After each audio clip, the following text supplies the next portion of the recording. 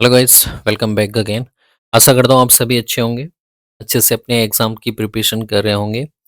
आज इस वीडियो में मैं आपके साथ साझा करने वाला हूँ exam strategy specially for 12th class student and 10th class student. These strategies are basically common can apply to the both of the student. Okay, सबसे पहले कुछ चीज़ें मैं यहाँ पे आपके साथ जो डिस्कस करने वाला हूँ वो एग्ज़ाम रेलेवेंट है। ठीक है, यहाँ पे मैं आपको कोई सब्जेक्ट पढ़ाने वाला नहीं हूँ।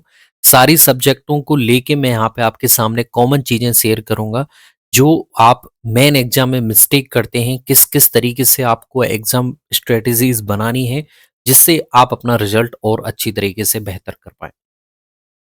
तो सबसे पहला हम यहाँ पे बात करेंगे एग्ज़ाम को लेके। तो जहाँ तक मैं जानता हूँ, चाहे वो राजस्थान बोर्ड है, चाहे वो सीबीएसई है या फिर कोई अदर स्टेट के भी स्टूडेंट हो सकते हैं।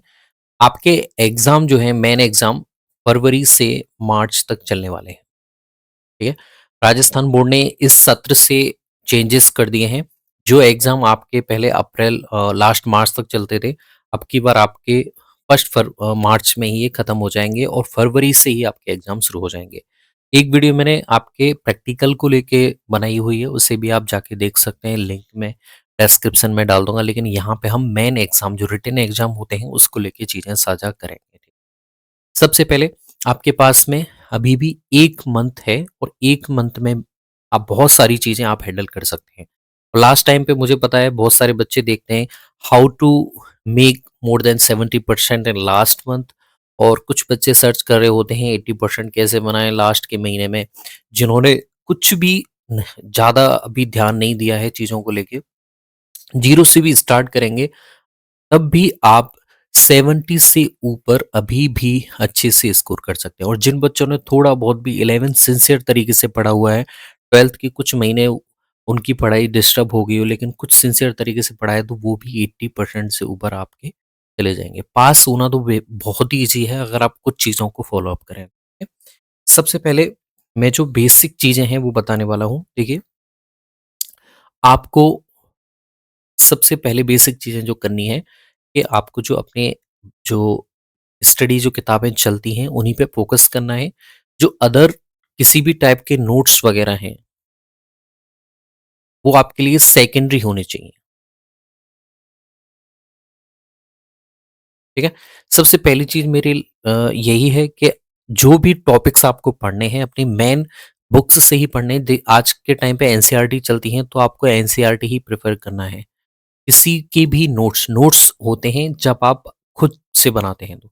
अगर आपके खुद के बनाए हुए नोट्स हैं, तो आप उन्हें यूज़ कर सकते हैं। बाकी किसी भी जो आउटर नोट्स हैं, किसी भी कोई बड़ा ही फ़ेमस हो, कितना भी हो, उसके नोट्स आपको नहीं पढ़ना। अगर आपने पढ़े नहीं हैं तो, अगर आपने पढ़ रखे हैं तो आप उन चीज़ों को यूज़ कर सकते हैं, बाकी वो सब चीज़ें नहीं होंगी अगर आपने नहीं पढ़ा हुआ है। तो एक तो ये चीज़ ध्यान रख देनी है कि आपको अपनी मेन जो ऑथेंटिक बुक हैं, उन्हीं पे ही आपको चलना है, उन्हीं से आपको पढ़ाई करनी है। तीसरा, लास्ट टाइम पे देखिए मार्केट में बहुत सारी बुकें आपके सामने अवेलेबल हो जाती हैं, जिनमें आपके 1 महीने के हिसाब से भी बनी होती हैं। बहुत सारे सॉल्व पेपर हो जाते हैं।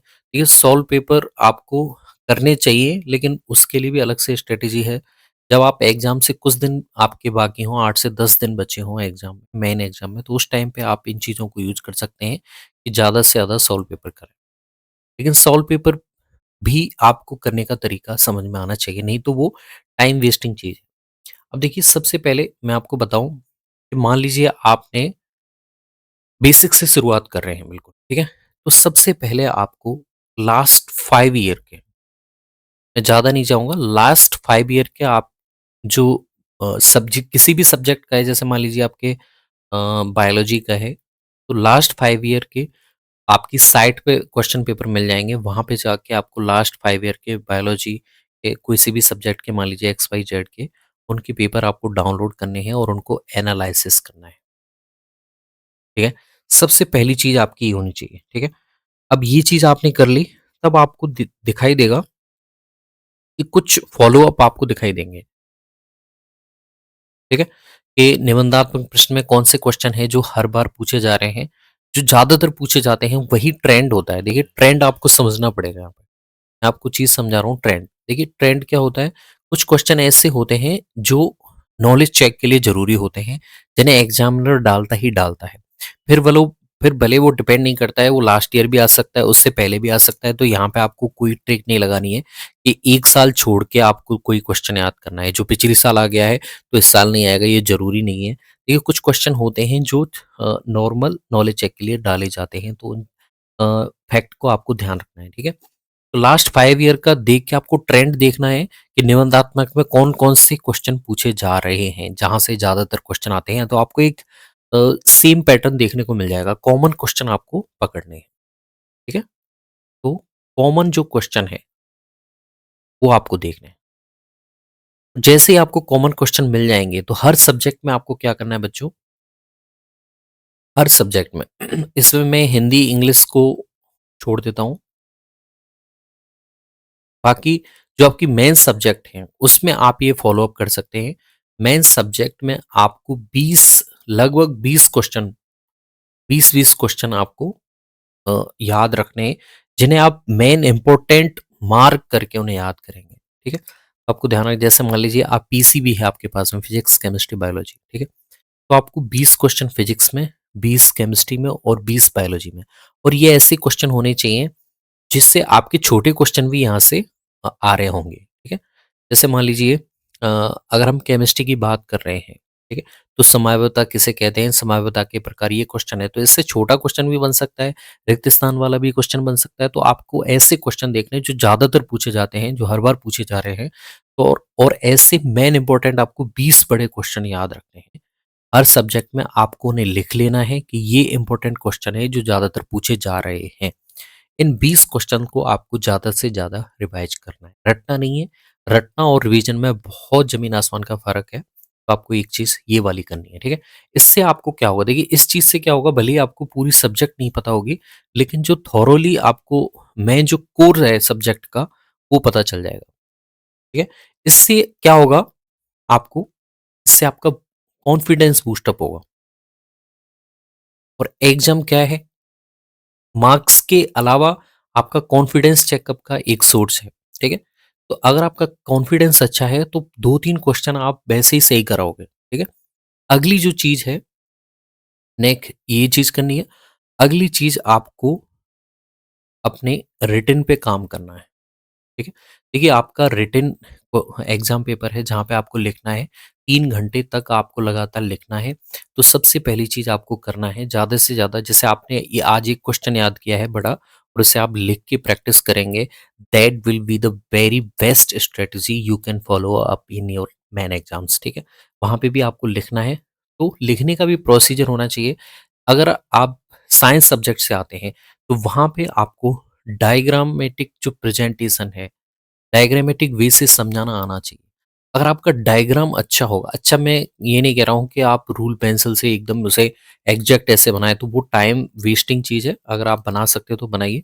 बाकी आप अ, उसे थॉरोली अच्छे तरीके से बनाइए, उसमें नामांकन अच्छा होना चाहिए आपको।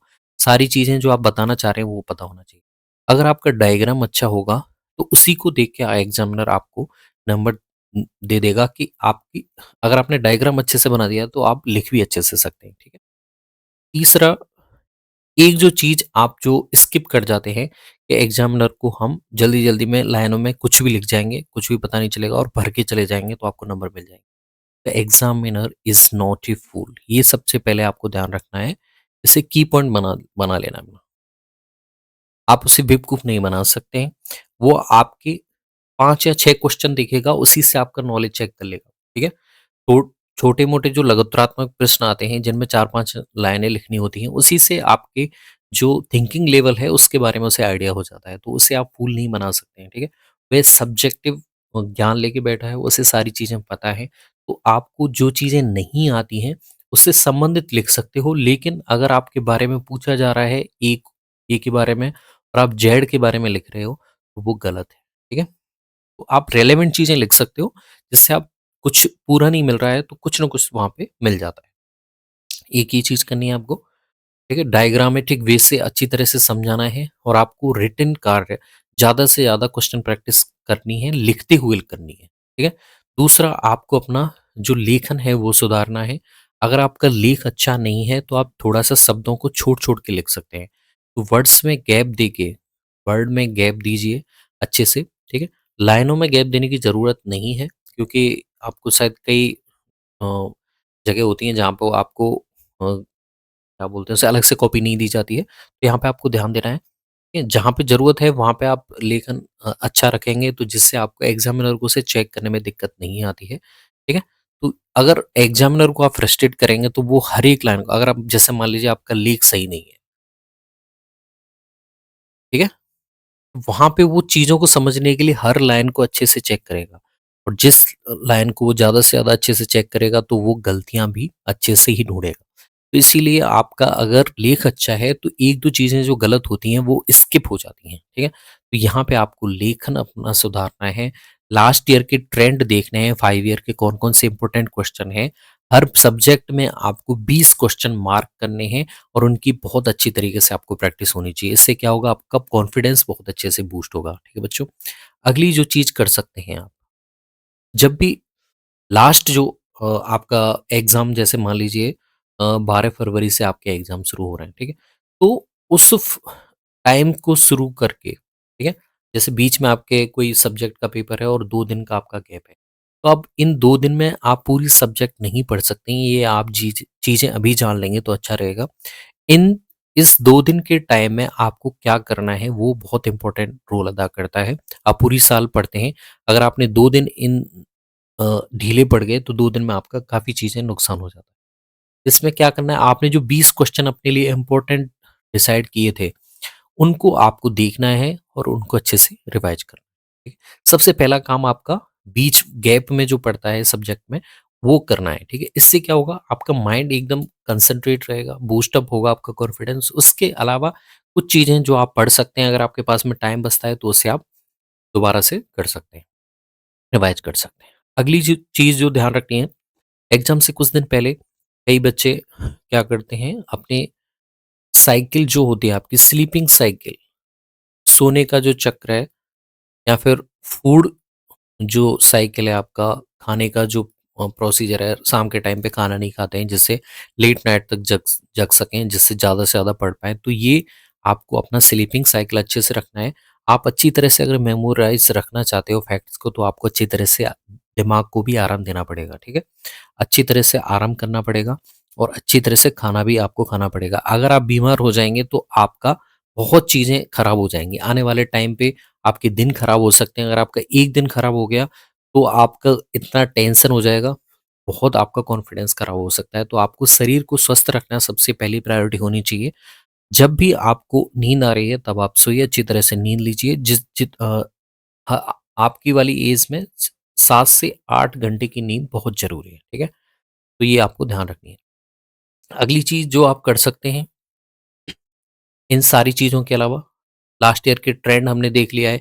आपको फूड साइकिल, स्लीपिंग साइकिल है, लेखन अच्छा रखना है आपको, डायग्रामेटिक प्रेजेंटेशन से आपको ध्यान देना है। अगली चीज़ जो आपको करनी है, देखिए, जिस दिन हमारे हाथ में पेपर होता है, एग्ज़ाम हम दे रहे होते हैं, तो उस टाइम पे हम क्या करते हैं, जल्दी में सारा पेपर एक साथ पढ़ लेते हैं। तो ये सबसे बड़ी मिस्टेक होती है, आपको नहीं करनी है। आपको पेपर लेना है और छोटे-छोटे जो क्वेश्चन हैं, वहीं से आपको आंसर राइटिंग अपनी शुरू कर देनी है, ठीक है? इससे क्या होगा आप टाइम आपका मैनेजमेंट अच्छा बना रहेगा, ठीक है? अगर आप सोचने के लिए बैठ जाएँ और जैसे मान लीजिए आपने पूरा पेपर पढ़ लिया और पता चला लास्ट के जो बड़े-बड़े वाले क्वेश्चन हैं, वो आपसे आ ही नहीं रहे हैं, तो आप इतने टेंस हो जाएँगे कि आपके आते हुए क्वेश्चन भी गलत होने लग जाएँगे।